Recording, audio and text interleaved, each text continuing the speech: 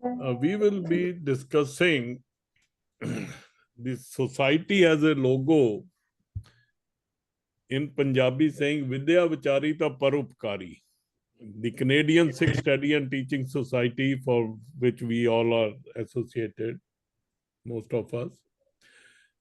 The true learning, basically I have found whatever the translation, true learning induces the service of mankind. The service to the mankind is induced by the learning. So here we are having an example today. When I heard her first time, I immediately thought that she was working exactly on our logo. And that is the reason I requested her to come, Professor Shantha Sinha from Sikandrabad. So she has been a political science professor in the University of Hyderabad.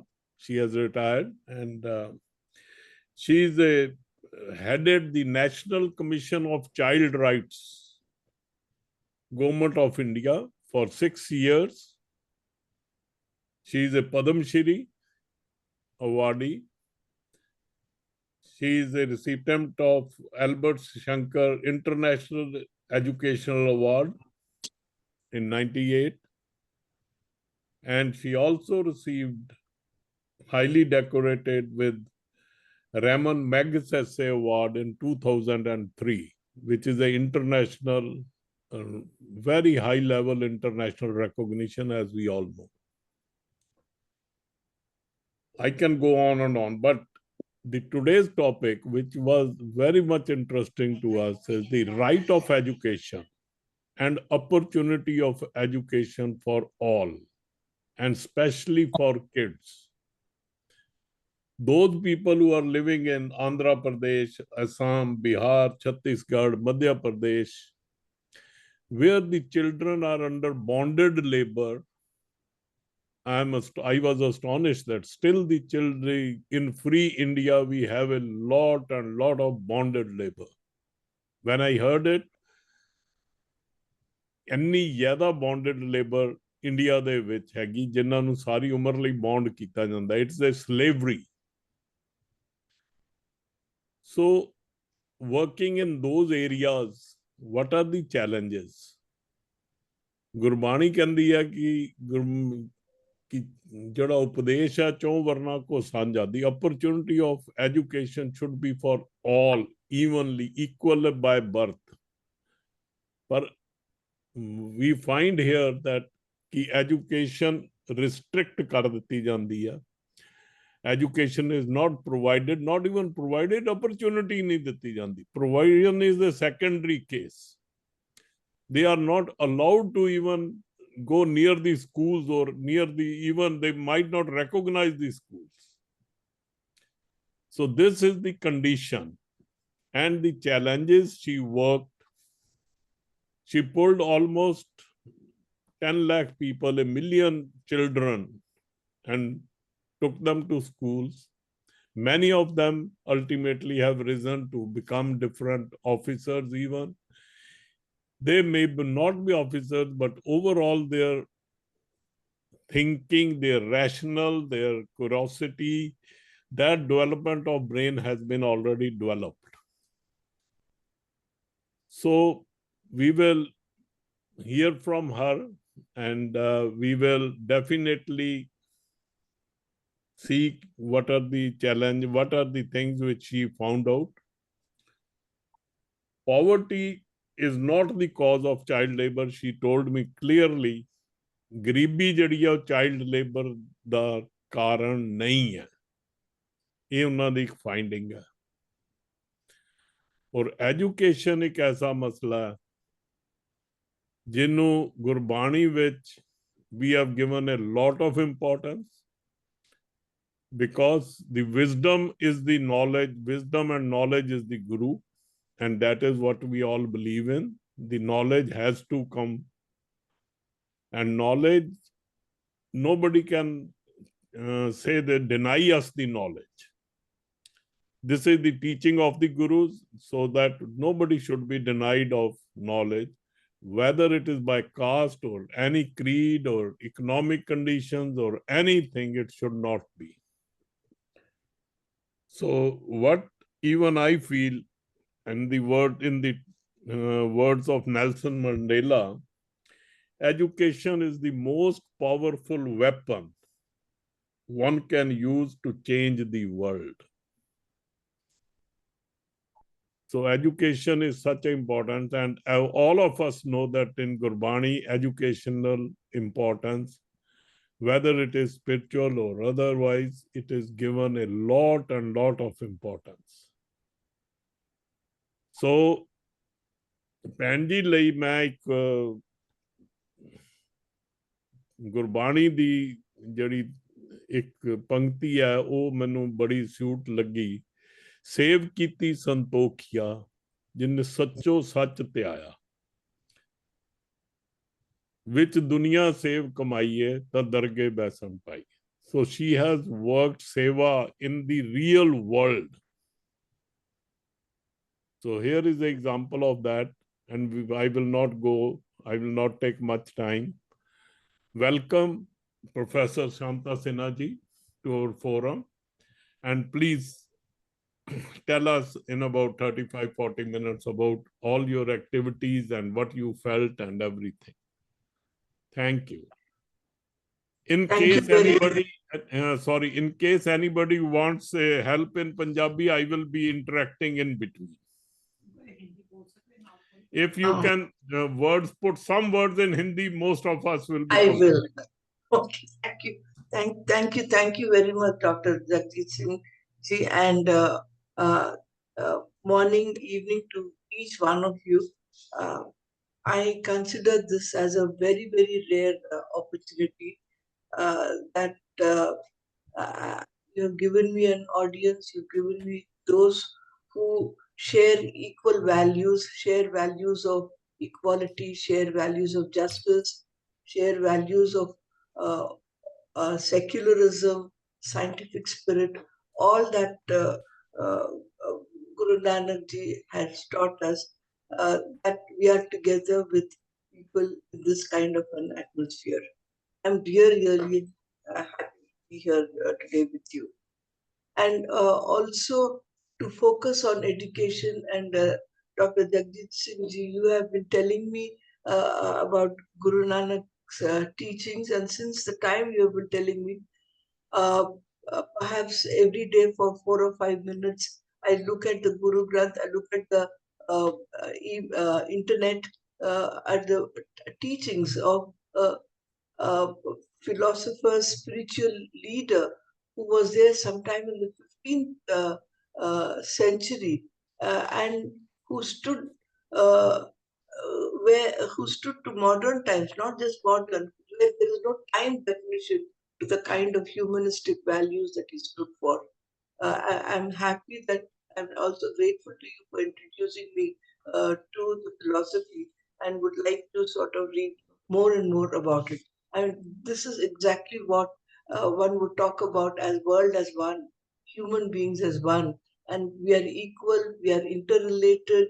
There is non-hierarchical relationships between all of us, and rich and poor must never be separated.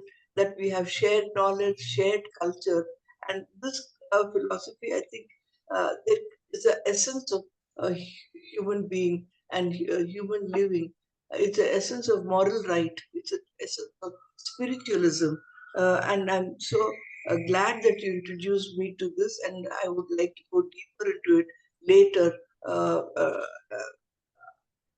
in my own learnings that there would be.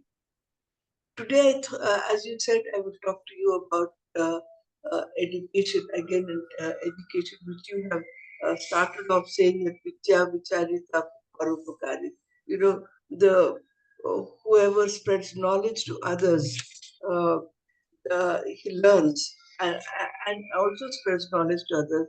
That the message of promoting education and uplifting those around us through learning and understanding. I think it's so profound. There are three things that I would like to talk to you about. briefly about our own organization, MV Foundation, and what learnings we had. Secondly, I will talk to you about what is happening to schools today in India. What is happening to education?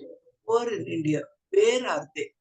I will not do statistics and numbers, but I'll just tell you about certain things that I have noticed and learned from. The third, what do we do about the challenges? How do we meet it? How do we go ahead? Which is a difficult question. I have no answer, but let us at least start exploring how to do that. And the power of education. In my own experience, how education in lives of people, and I would personally think that there is no other mantra. If there has to be a change in poverty, if there has to be a change for justice, if there has to be mobility, if there has to be opportunity, that can happen only through education. Normally, people talk about divides in society, caste divides in society. They talk about class, economic divides in society. They talk about religious divides in society, gender divides in society. Divides. I would think the biggest divide in the society today is the divide between those who have been to school and those who have not been. I this I think is the cause for, I would say in a very strong word, apartheid, exclusion that is happening today in this society is between those who have been excluded from schools and those who have gone to schools. And in fact, if they've gone to schools after class 10 for higher education and higher education, they're far more privileged than those who have not even reached up to class. What we are fighting for is equality. What we are fighting for is inclusion. And we think that equality, inclusion can happen only through education. There is no other way that it can be bridged. And that is what I would like to sort of emphasize on when I'm talking to you today. See, here, as again Dr. Jagjit Singh said, I will not go into the details, but I think there are four profound reasons for why children are not able to go to school, and how, I mean, there are four profound arguments that are given for keeping children out of school.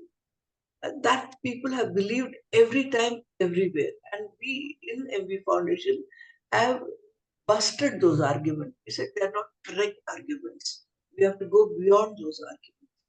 The first argument that is commonly given is गरीब है बच्चे, काम करना पड़ता है, पेट की सवाल है, उनको अगर नहीं है तो इनकम नहीं है, वेज नहीं तो कैसे जिएंगे, इसीलिए बाल मजदूर होना चाहिए, इसीलिए बच्चे स्कूल से वंचित है. ये तो कितना बड़ा आर्ग्यूमेंट है कि सब उसको सोचते हैं कि वो ठीक ही बात है ना, वो बेचारे बच्चे गरीब है ना. ऊपर सेक्रेटरी टू एजुकेशन से, मिनिस्टर फॉर एजुकेशन से नीचे ग्राम पंचायत मेंबर और इवन माँ बाप समझते हैं अपने बच्चे स्कूल नहीं जा रहे क्योंकि वो गरीब है, गरीबी के वजह स्कूल नहीं जा रहे. हमको लगता है ये गरीबी तो वजह ही है, गरीबी असली कारण नहीं है क्योंकि स्कूल नहीं जा रहे हैं. जब हम सारे बच्चे को स्कूल में लगाए, गांव गांव में, 1-2 हजार गांव में, तो अब जहां हम काम करते हैं वहां बच्चे काम ही नहीं करते. उस जगह में बहुत बहुत थोड़ा पॉवर्टी चला गया, तब गरीबी नहीं भी है क्योंकि बच्चे जा रहे नहीं जा रहे काम पे, स्कूल में पढ़ रहे हैं. और जो मजदूर है उसका स्केर्सिटी हो गया और उनका जो तनख्वाह है वो बढ़ गई है.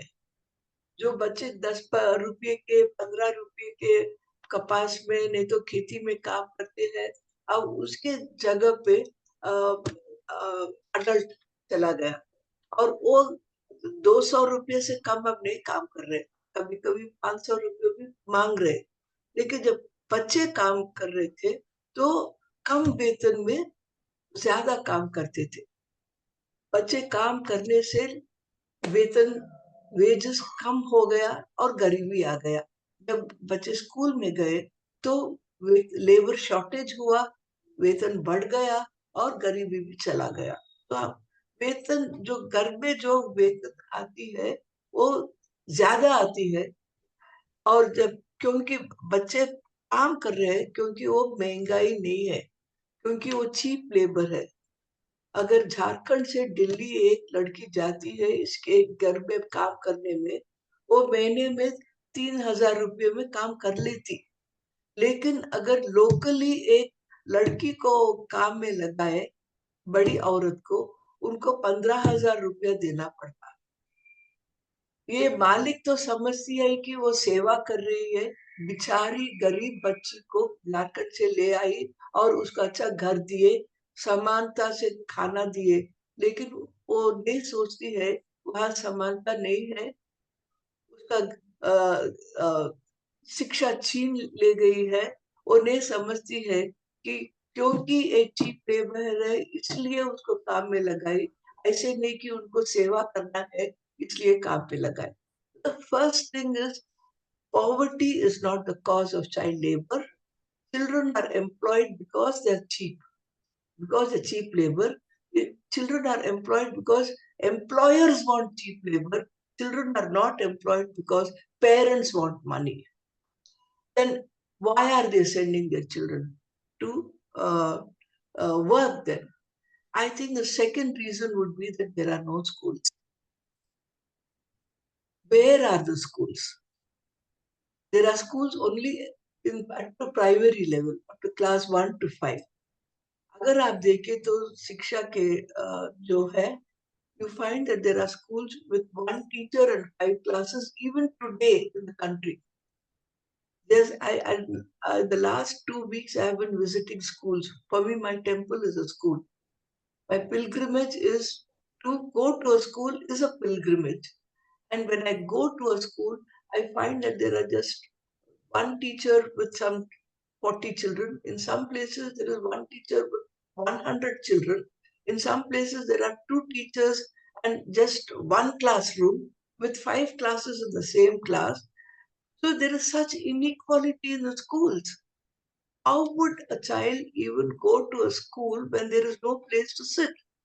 And I'm just telling you, as I told you, तो इतना बारिश हो रहा है, इतना बारिश हो रहा है ये 3-4 महीने में, तो schools का walls have collapsed, roof has collapsed, and now there is a circular from the government that saying a wall collapse हो गया है, पानी आ रही है, क्लासरूम में बैठने की जगह है, आप लिस्ट दीजिए हम रिपेयर करवाएंगे.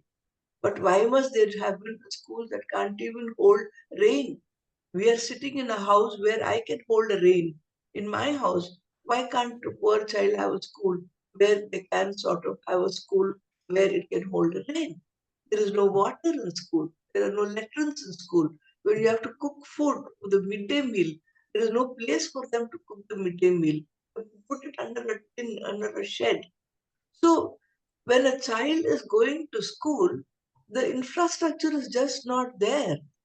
There are either physical infrastructure, not school teachers. How on earth can any child study when the schools are just not happening? If wherever there has been a school with teachers, with classrooms, with regular, then you find children are going, there is an attendance happening. But when schools are not even there, when it is not serious, children will just not go. And you and me will not go. And added to this is the issue of attitude.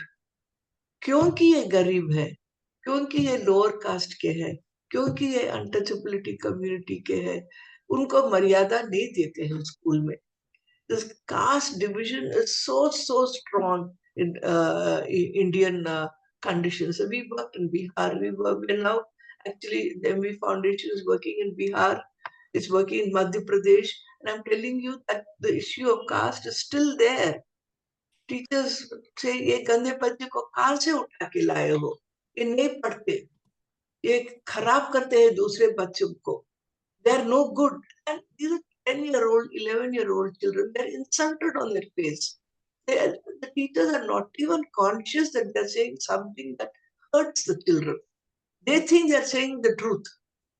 They're fully convinced that what they're saying is correct. Somewhere they have to be told that be humanistic.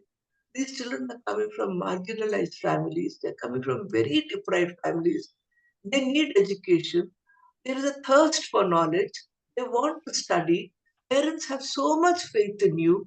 They want their children to be good, different from themselves. They're asking you to give them education. Why are you showing them away? Why are you sending them back? So it's the issue of poverty is not the argument. Schools are not correct. There is a attitudinal issue with the school that pushes children out of school. The other argument that they say in India all the time, bada's population is large. How can we give schools?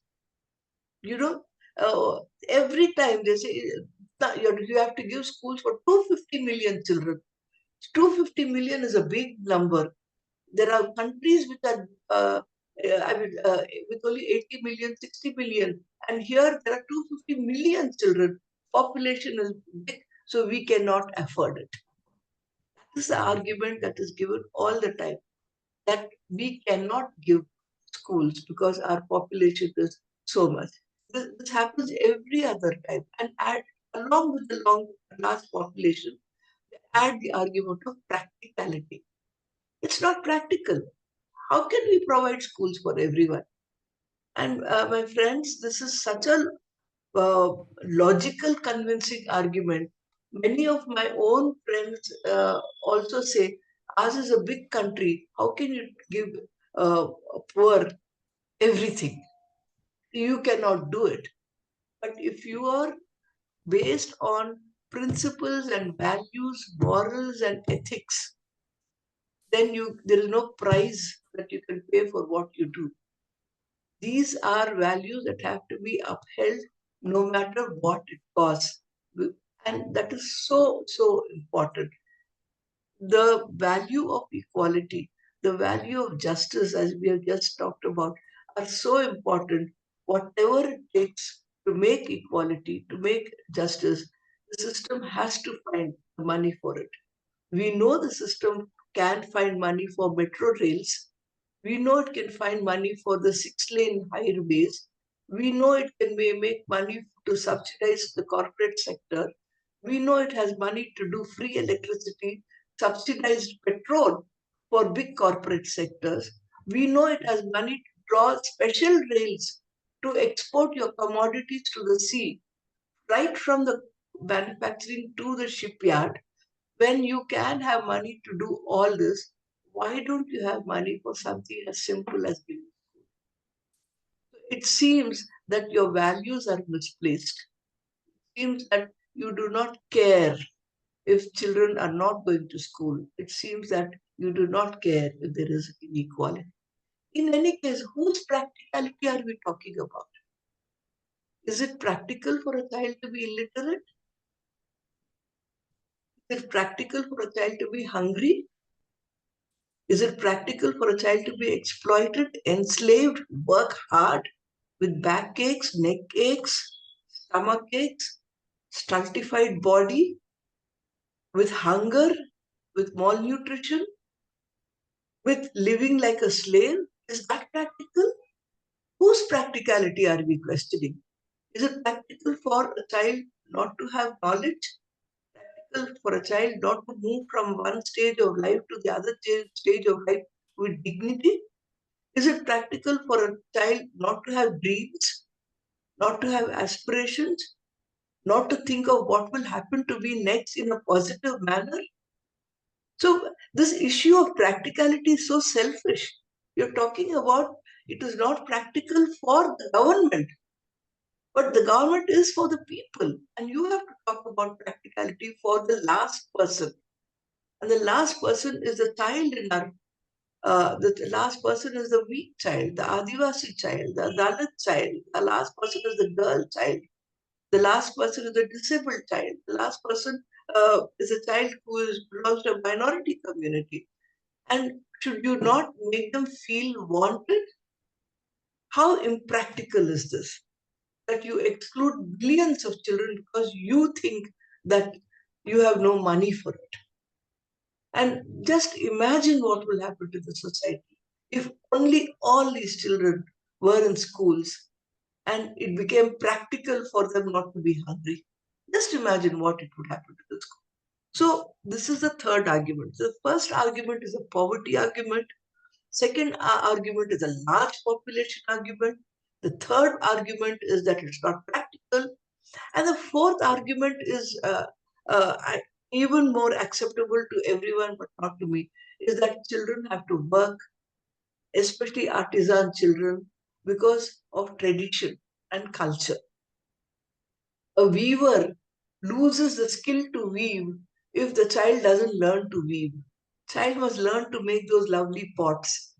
Child must learn to make the brassware. Child must learn to make the locks. Child must learn to have the skill to do agriculture and even better agriculture. So this is it, and this is a tradition. This is a culture. So they have to maintain the tradition, culture. They weave carpets. How nonsensical and status quo is this? You, me, have broken tradition and culture. You're in Canada, breaking tradition and culture, finding new paths, which has opened up new vistas of knowledge and learning. And it has changed for us, whether you like it or not, the quality of life that we are living. We are no longer hungry. Here you're asking the children to maintain tradition and culture. Why should it be the burden of the poor artisan children to maintain tradition and culture? And in any case, tradition and culture is something very, very dynamic. It's constantly changing. There are always new traditions created. There are always new cultures created. The new tradition is equality. The new culture is justice.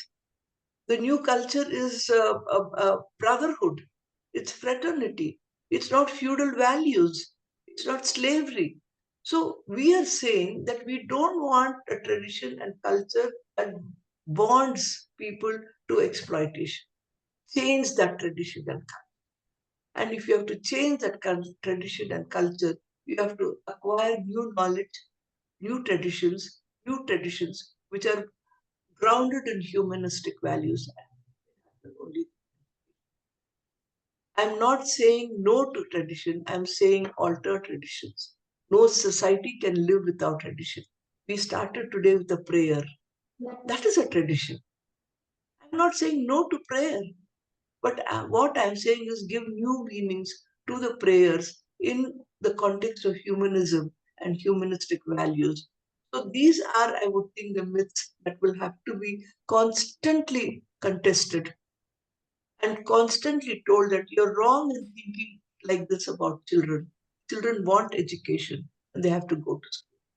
This is the first part of what I'm talking about. Now I will go into the challenges in schools. It's actually linked to what I have already said. One thing that is very clear, my friends, that there is an enormous demand for education today. There is no need for me to go house to house to the poor parent and tell her that send your child to school. This poor parent is only some 30-year-old. She is a product of independent India and she has never been to school. She knows her friends have been to school. She's seen them do so well. And she thinks that, look, I have been cheated. My childhood has been stolen by the system. I don't want my children to be. So, with full hope and aspiration, she goes to the school thinking that the child will be in school from class 1 to class 10 without any break. No, she really thinks, look, it's a celebratory day for her. The day she goes to the portal of a government school, she says, my God, I'm sending my child. I pray to God that my child doesn't drop out, doesn't go back to work like I do. He must finish school till he is in class 12. If possible, be like you and me, like an officer banna hai. But staying in school for a poor child is like winning a lottery ticket. There is no guarantee in India today. joins class in class 1 will continue in school till class 10. You know, in India, the number of years an average child studies is 6 years of education. It's less than the global average and less than what's happening even in Pakistan and Bangladesh.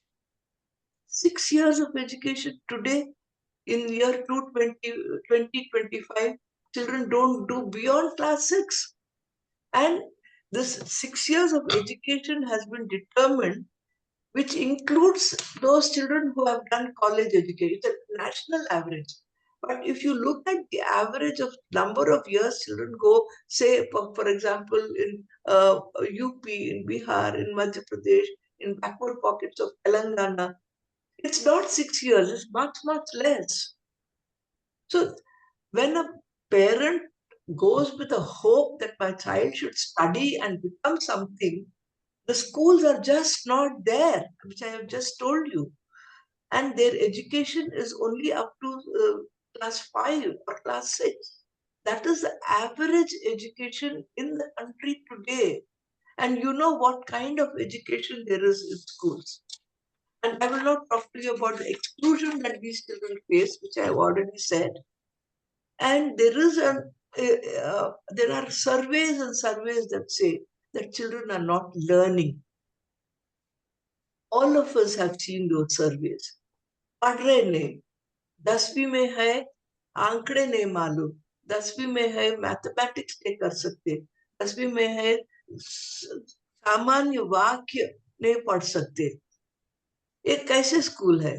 तो test लगाते हैं और बोलते हैं कि 6th class में आ गए हैं, 6th क्लास की स्टैंडर्ड नहीं है, 10th क्लास में आ गए, 10th क्लास की स्टैंडर्ड नहीं है.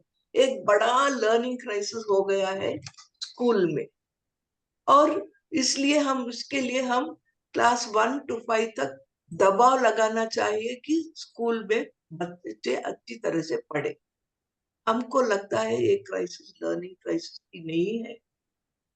हमको लगता है ये ऐसे बता रहे कि बच्चे पढ़ना नहीं चाहते हैं, वो लर्न नहीं करते हैं, इसीलिए क्राइसिस है. ये बच्चों का वजन नहीं है लर्निंग, टीचर्स का भी नहीं है, सिस्टमिक क्राइसिस है. स्कूल्स बनी तो ना पढ़ते हैं, क्लासरूम है तो पढ़ते हैं, टीचर हर रोज आए तो पढ़ते हैं, हर क्लास में एक टीचर है तो पढ़ते हैं, मैथमेटिक्स का टीचर है तो पढ़ेंगे, साइंस का टीचर है तो पढ़ेंगे, इंग्लिश का टीचर है तो पढ़ेंगे. अगर टीचर ही नहीं है तो लर्निंग क्राइसिस क्यों नहीं होगा? एक ऐसे बात करते हैं कि सब है फिर भी बच्चे, गरीब बच्चे नहीं पढ़ सकते. सब नहीं है मित्रों. Just there are no schools. और अगर टीचर भी है, ऐसा है कि हर एक मिनट एवरी डे एक सर्कुलर आती है टीचर्स को कि आप ए ट्रेनिंग जाओ, आप वो ट्रेनिंग जाओ. और शिक्षा के सिवा और कुछ काम नहीं देना है under the right education act. लेकिन टीचर को मिड डे मील करना पड़ता है, टीचर को डेटा एंट्री करना पड़ता है, टीचर को ट्रेनिंग करना पड़ता है, टीचर को वोटिंग इलेक्शंस करना पड़ता है, टीचर को हर एक काम जो लोकल लेवल में करना पड़ता है वो टीचर के सर के ऊपर लगाते हैं. ऐसे हुए तो लर्निंग क्राइसिस ही होगा ना. मर्यादा दे हुए टीचर को, उनको अपना काम करने दो, उनको पढ़ने के लिए जो चीज चाहिए सपोर्ट दो, तो क्यों लर्निंग क्राइसिस होगा? तो गवर्नमेंट सोचती है कि हम ऑनेस्टली बता रहे हैं कि लर्निंग क्राइसिस है, लेकिन हमको लगता है क्राइसिस लर्निंग में नहीं है, सिस्टमिक क्राइसिस है. सिस्टम को बदलाना है. भरोसा रखो टीचर के ऊपर, भरोसा रखो गरीब माँ बाप के ऊपर, भरोसा रखो सभी के ऊपर कि वो पढ़ सकते. हम जब 1 मिलियन चिल्ड्रन को हम स्कूल में डाले, 1 करोड़ बच्चों को हम स्कूल में डाले, तो वो बच्चे सब पढ़ रहे हैं, डॉक्टर बने हैं, इंजीनियर बने हैं, स्कूल टीचर्स बने हैं, आंगनवाड़ी टीचर्स बने हैं, पुलिस बने हैं।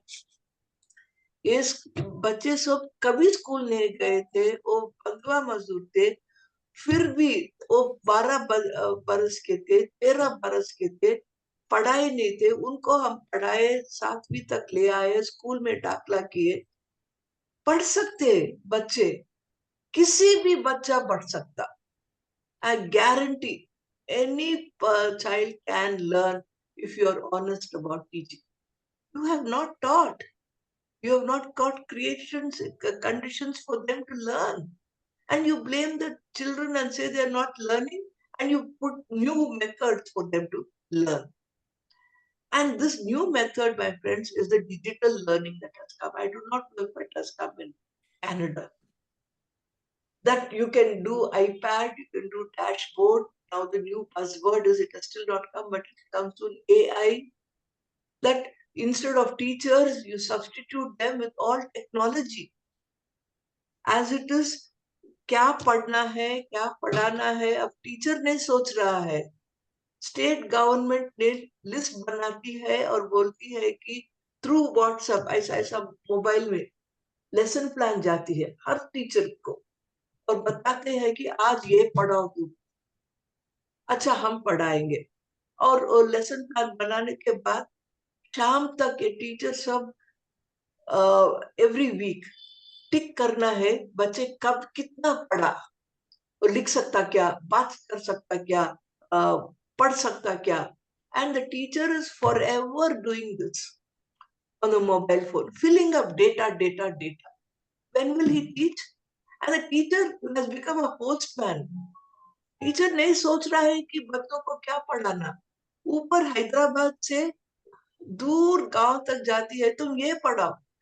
और लड़के का क्या स्टेटस है, वो पढ़ सकता है, नहीं पढ़ सकता है, कितना करीब है, क्या कष्ट उठाकर स्कूल में आए, all that is unnecessary. So something comes from the state, it is all digitization. Teachers have to fill up forms. Okay, we'll fill up forms. But where is the internet?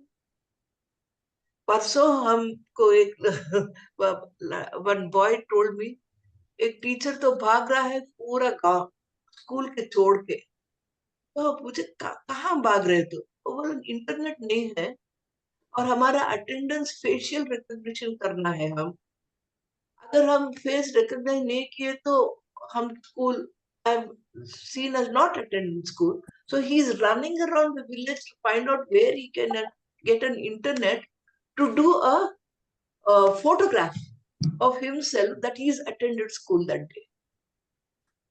You know, I call it digitization terrorism. It's a new form of exclusion where teachers are unable to teach, children are unable to learn, teacher and child's contact is gone, going away completely. And somebody from technologists who are not educationists, who don't really think of values of democracy, inclusion, equality, equal opportunity, justice, all those have gone for a six. Those are not part of the discourse at all. It is all about how much you've learned, how much mathematics, are you able to read and write, and even that is not there. So, you know, there is so much injustice happening with digital education. So this is one thing I think I don't know how much time I have, but so if with all this happening, I must tell you, parents have abandoned government schools. Yeah, another 5 to 10 minutes, ma'am. Yeah, 5 minutes I'll do. 50% in Telangana this year, 75% of parents are sending their children to private schools. They have no trust in the government. 75% in class 1 have all gone to private schools. And the private school fees is nothing less than 20,000 rupees a year to 30,000 rupees a year in class 1. And as you go up, it becomes 30,000. And in the 12th class, it is 1 lakh rupees a year. They can't afford it. They're borrowing, they're selling land, they're selling jewelry, they're selling everything they have. Why must that happen? Government is just abandoning the space. What the government says is parents are not coming, so things are not happening. What the parent says, if you run the school, if you invest well, if you provide teachers, we want education, we'll send our children. Why are you not doing it? So, privatization has come, and within 10 years, I can predict that in the entire country, there will be only some, if the government does nothing about it, there will be only about 30% of children in schools. And most of them will be the weakest, the poorest who will go to the schools. And in many states, they're going to be children of migrant workers because they have nowhere else to go. And there will be greater poverty because people will be so indebted, so much in debts for want of paying fees. So you see, the private schools are just mushrooming. Not that private schools are any better. There are good international schools and there are bad street corner schools. No regulation of what is happening. So this is what is happening to the education system. So what I think is that if we really want equality, then there has to be equal schools. All children must go to the same school in the neighborhood. Rich and poor should go to the same school. Rich children do not know what is happening to the poor. Poor children do not know what is happening to the rich. And if the system is not ready to reach out to the last child through education, then there is going to be greater and greater inequality. I also want to say, if we do not act now with a sense of urgency, the cost of inaction will be something which will be irreparable. If we do not correct our system, if we do not reach out to children, love them, embrace them, and give them education, then I'm afraid the inequality in the country will grow. I'm afraid there will be a threat to democracy. Because democracy is about equality. Of course, it is participation, voting rights, but much more than that is about equality and justice. Can there be democracy without equality and justice? Can there be equality and justice without education? The cost of inaction is a huge price the country will have to pay to maintain democracy in the country and to maintain dignity of children. So I think there are examples in India like MV Foundation. All over, there are people who are doing very good work. It's time to recognize their work and to see that they become resource persons, they become resource organizations, hold hand in hand with the state to build a new India. Freedom in India today is about freedom for education. Then we are really celebrating independent India's democracy and justice through education. Thank you very much. Thanks a lot. Thanks a lot.